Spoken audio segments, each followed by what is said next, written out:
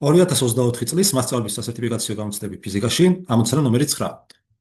კატერზე მოქმედი წყლის წინააღმდეგობის ძალა კატერის სიჩქარის კვადრატის პირდაპირ პროპორციულია. მოცემული გვაქვს კატერის ზემოქმედი წყლის წინააღმდეგობის ძალა, F წინააღმდეგობის ძალა, ტოლი არის ბეტა V კვადრატი, სადაც ბეტა დაუშვათ რომ არის პროპორციულობის კოეფიციენტი.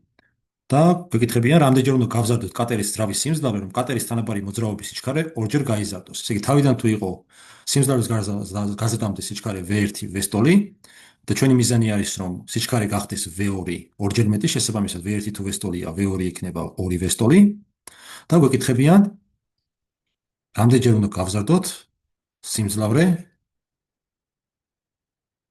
იმისთვის, რომ ორჯერ გაიზარდოს თანაბარი მოძრაობის სიჩქარე. შესაბამისად გვეკითხებიან N2-ის და N1-ის შეფარდებას. კი ბატონო, ახლა ხო, მოდით მუშაობიდან დავიწყოთ. გამომდინარე იქიდან, რომ მუშაობა ტოლი არის განმარტებით F(S) კოსინუს ალფა.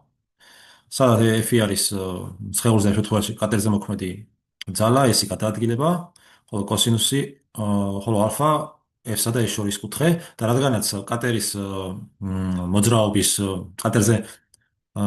კატერის მოძრაობა ანუ ძრავის მოქმედებით გამოწვეული ძალა და გადაადგილება ერთი წრფის სქესტრივ არის, შესაბამისად ალფა 0 სტოლია, კოსინუსი 0-ზე 1 სტოლია და მივიღებთ, რომ მუშაობა ამ შემთხვევაში ტოლია F-ის და იმ შემთხვევაში თუ მოძრაობა თანაბარია, ამ შემთხვევაში ეს ფორმულა მიიღებს შემდეგ სახეს, F-ი გამრავლებული VT-ზე და აქედან უკვე სიმძლავრეზე მარტივად შეგვიძლია გადავიდეთ, სიმძლავრე ტოლი იქნება, ტოლი არის მუშაობის ერთეულოვან დროში შესრულებული მუშაობის, შესაბამისად ეს ტოლი იქნება FV ტეს ფარდობისა ტესთან, ტები შეგვეკვეცება და გამოდის, რომ n ტოლია F-ის და V-ს ნამრავლი. კი ბატონო.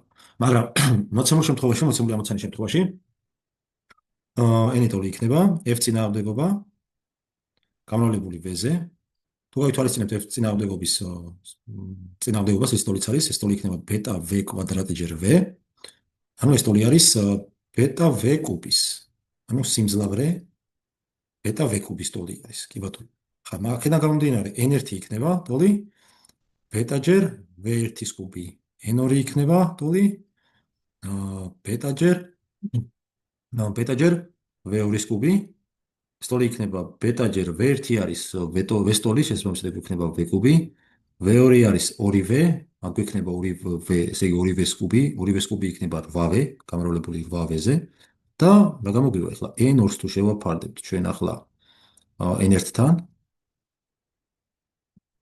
ეს ტოლი იქნება V ბეტა V კუბის ფარდობა ბეტა V კუბთან. ესენი შეგვეკვეცება და საბოლოოდ მივიღებთ, რომ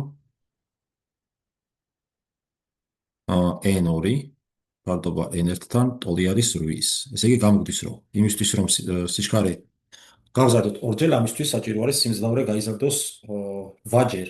პასუხი E.